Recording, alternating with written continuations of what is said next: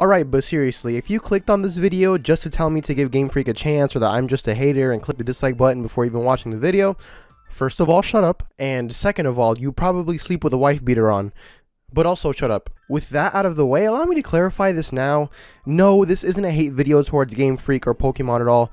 I'm actually pretty excited about Arceus, and I'm still going to play the Diamond and Pearl remake regardless, especially since I never played the original. I'm actually going to be diving into a different problem altogether, gamers and their expectations to be exact. Now, what do I mean by this? Well, if you saw my previous upload, it was essentially me joking about Pokemon fans on Twitter begging Game Freak to give them Gen 4 remakes, and as I'm sure you know, that's exactly what we got, and more, with more news coming out about the Pokemon Snap sequel and the announcement of Pokemon Legends Arceus, which is pretty exciting on the premise alone if it's a true blue open Pokemon game like the trailer suggests. If you've checked r/Pokemon at all in the past few years before the recent Pokemon presentation, you most likely would have stumbled across tons of people begging and talking about the potential of a Gen 4 remake, which is honestly pretty fair, especially given the clear favoritism towards Gen 1 Game Freak has shown in the past few mainline entries of the series. So the Pokemon fanbase got literally everything they wanted, right? A Pokemon Snap sequel, a potential Pokemon open world game, and a Gen 4 remake. And I'm sure those of you who aren't Hive Mind Pokemon fans are probably thinking,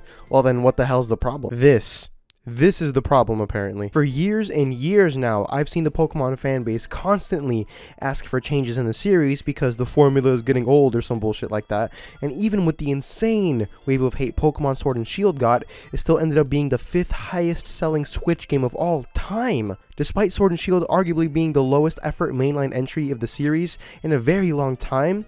It still sold super well. Well enough, in fact, that it probably warrants the company to continue to put out more Pokemon games of the lowest common denominator, because it always still sells. They know at this point that regardless of how much criticism or hate they receive, they know that whatever they're going to put out is going to make bank for them, because it has the name Pokemon attached to it. They know that the fan base is so attached to the previous memories and experiences they had with their older games that they'll continue to buy more in hopes of the series improving, or in hopes of recapturing the magic of the old games, so to speak.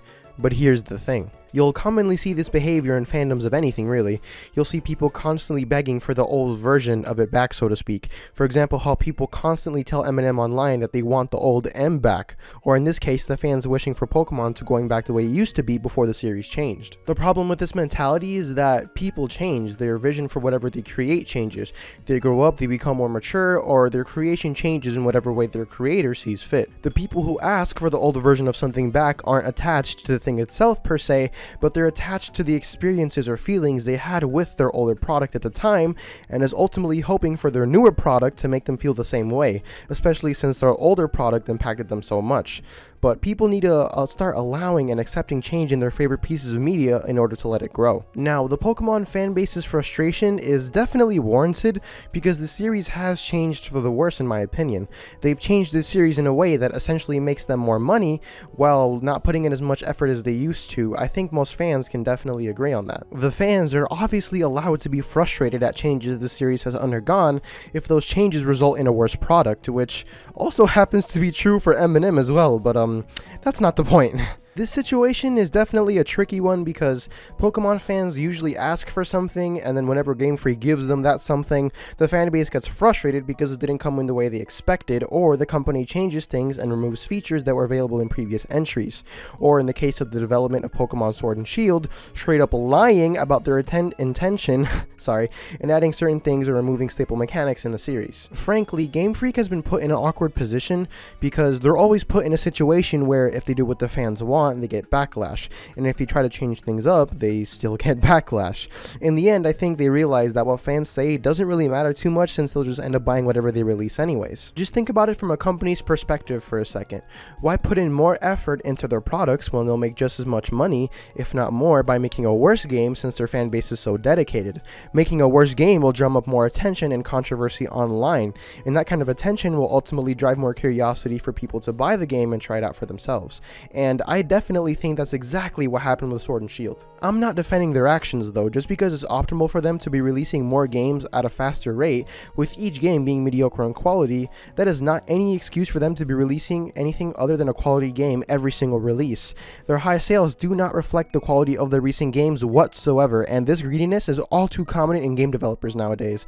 They just believe they can get away with bullshitting their fans into buying whatever they put out. And here's the unfortunate part. For Game Freak, This has absolutely been working for them, so it's pretty valid for them to be thinking this way. Don't get me wrong, I'm still very much disappointed with their turnout has been recently, but I don't entirely blame them either. If I had a fan base like theirs, I would probably be making questionable decisions too, because their fans are always so indecisive.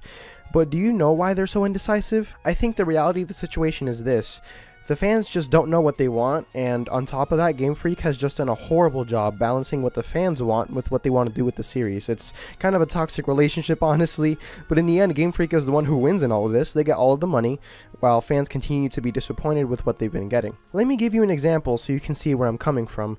People for years have criticized the series for their games all being too similar, and each game just being a nostalgic cash grab, since hardly anything has changed in the gameplay formula they established years ago with the original Game Boy titles. So following that criticism, they made Pokemon Sun and Moon, an entry in the series that changed the structure of how the game is played and mixed up the formula in a new way. Now, whether you like these changes is kind of up to you, but the problem is that people ultimately just ended up complaining that they missed the old structure anyways, and they missed how the old games played and the gyms and all that. So they made Sun and Moon, and the fans say they miss how the old games are, so they keep it the same, and now the fans say that they're getting fatigued and then they want something new, and they're getting tired of doing the same thing over and over again. The fans are just contradicting themselves at every single turn.